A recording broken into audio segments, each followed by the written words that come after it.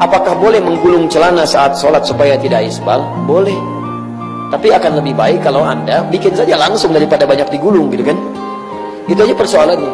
Tapi isbal ini Anda harus teliti lagi. Jadi hadis-hadis tentang isbal ini itu ikhtilaf di kalangan ulama. Tapi sebanyak-banyak hadis yang tersimpulkan dalam tiga hal. Nanti kita bahas dalam fikih ikhtilaf.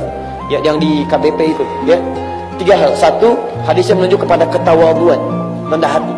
Ya, karena di Arab itu dulu sampai sekarang, kalau ada orang yang menunjukkan kesombongan karena meningkat strata hidupnya, ya, baik dari hartanya ataupun kedudukannya, maka di antara cirinya kalau laki-laki dia gunakan pakaian yang cukup longgar ke bawah, musbil, melebihi batas mata kakinya.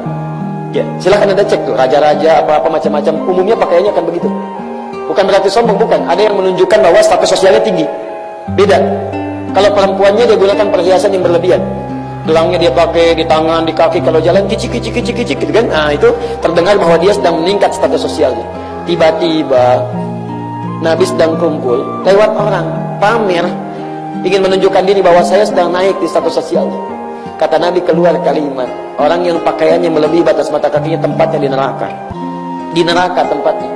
Abu Bakar itu terkejut karena pakaian beliau itu di bawah mata kaki. Fisiknya itu kurus, Pak. Ya, seperti saya lah gambaran begini, sering melorot gitu kan.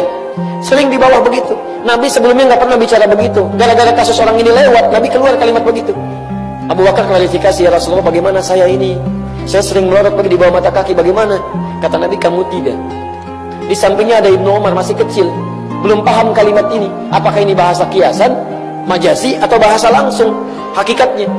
Kata Nabi, ya Ibnu Umar, hei Ibnu Umar, jangan sombong. Seperti orang memanjangkan pakaian di bawah mata kaki, seperti orang tadi, lewat dengan sombongnya. Orang yang sombong seperti itu, khaila, karena sombong, famaq'aduhu finnar, bimana, maka tempatnya di neraka. Maka ditafsirkan oleh kalangan ulama yang pertama, yang dimaksudkan isbal di sini adalah hadis untuk menjaga diri supaya tetap tampil tawadhu. Jadi kalau antum misalnya celananya tidak isbal, sombong juga, neraka juga tempatnya. Sama saja. Kadang-kadang kan yang repot, celananya nggak isbal, mulutnya isbal. Begitu lewat, lihat tuh, gulung, kayak nggak ada gunting aja di rumahnya. Tuh antum, tuh neraka juga tuh. Hati-hati. Ya. Yang kedua, isbal itu menunjuk juga pada kehati-hatian dalam ibadah. Hati-hatian. Dulu pernah terjadi seorang sahabat sholat, kata Nabi, innallaha la yaqbalu sholata musbilin. Allah nggak terima sholat orang yang celananya kepanjangan. Faliyatawadda, maka wudu lagi, dia wudu lagi, balik lagi, sampaikan lagi sampai 3 kali. Setelah 3 kali dia sholat, Nabi tidak menegur lagi. Perhatikan, ini sering hadis ini digunakan oleh sebagian orang untuk menunjuk dalil, tuh kan sholatnya aja nggak diterima. Tapi orang ini tidak mendalami mana hadisnya. Salah kesimpulannya. Salah. Saya pernah diberhentikan di Bekasi. Setelah sholat subuh, imami ceramah, mau masuk ke mobil, dipotong di tengah jalan oleh 2 orang. Tokoh, satunya sekretarisnya.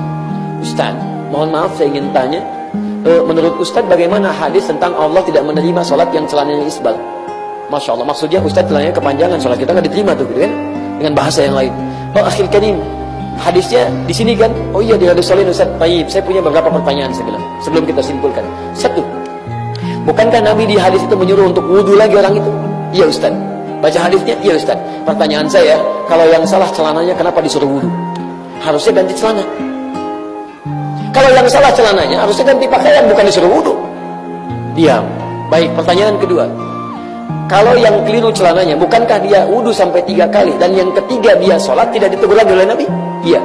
Bukankah mengenakan pakaian yang sama? Iya. Pertanyaan saya, kalau yang salah pakaiannya, kenapa saat yang ketiga Nabi tidak menegur lagi? Mendiamkan, membenarkan sholat dengan pakaian yang sama. Diam. Saya bilang, akhi, disinilah pentingnya belajar hadis dengan mendalami ilmu hadis. Lihat asbabul wurudnya. Ternyata ketika dicek di asbabul wurud, dia wudu, dia lihat belum sadar. Pada yang ketiga, dia sadar. Dia lihat ternyata ketika pakaiannya kepanjangan, saat mengusap, membasuh bagian kakinya, ada yang tidak terbasuh dengan sempurna, ketutup oleh bagian pakaian tadi. Dia menduga ini mungkin yang dimaksudkan oleh Nabi. Begitu dia basuh, dia sholat, Nabi tidak menegur lagi.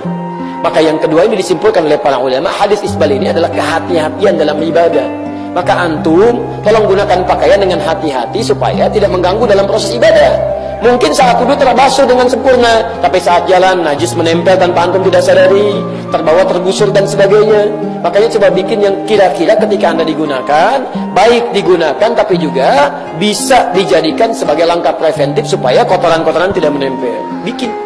Saya selalu bikin pakaian tuh, celana misal kalau saya di atas mata kaki sedikit tuh. Tapi ya begini sifatnya, fisiknya. Kadang-kadang yang melorot lagi, kadang melorot lagi. Ya, tapi kadang-kadang ada orang kreatif.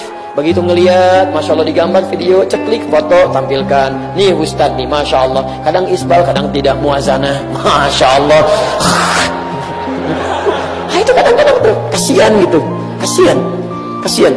Hidupnya masih sempat, menurut saya itu sempat-sempatnya ngeliatin video, Masya Allah, untuk cari kesalahan sekian menit kesekian ada salah keluarin. La haula wala quwata illa billah, ya. Alhamdulillah gitu kan, masih ada perhatian. Alhamdulillah kalau benar kan kita koreksi. Maaf, saya salah di sini, tolong tinggalkan pendapat saya. Yang benar yang ini, kerjakan. Gak ada masalah di situ, ya. Tapi ya harus juga ditempuh dengan cara yang benar supaya jadi baik di situ. Yang ketiga, teman-teman, itu hadis-hadis terkait dengan keindahan dalam berpakaian, kepantasan. Innallaha jamilun yuhibbul jamal. Karena itu di zaman Nabi sekalipun ada yang isbal, ada yang tidak, itu Masya Allah penampilannya itu sesuai dengan asas kepantasan. Jadi jangan sampai saya ingin menjaga supaya tidak isbal, Masya Allah besok ke kantor pakai dasi, pakai jas, Masya Allah pakai kemeja, begitu celana ngatungnya luar biasa ke atas gitu kan gak enak dipandang juga gitu kan. Dicari yang sebaik-baiknya, sesuainya, terapkan dalam kehidupan yang tiga ini. Karena itu ada yang ingin ketat, saya ingin selamat aja deh, cari yang selamat, saya gak mau isbal. Jangan dipersalahkan, itu pilihan, jangan saling mencela. Karena itu pilihan, dia mengambil hadis untuk yang paling ketat, dia tafsirkan itu. Tapi juga jangan mencela orang yang barangkali, ya menurut dia pantasnya dia tidak isbal, dia isbal misalnya, jangan dicela juga. Dan dia Masya Allah ketika mau sholat dia bersihkan, dia gulung supaya nyaman. Nggak usah saling mencela. Dan celaan itu justru yang mengantarkan anda ke dalam neraka. Masya Allah lewat, di tempat antum ada banjir juga? Enggak. Kok ngatung? Gitu ya? Gak usah lain seperti itu. Gak ada kerjaan.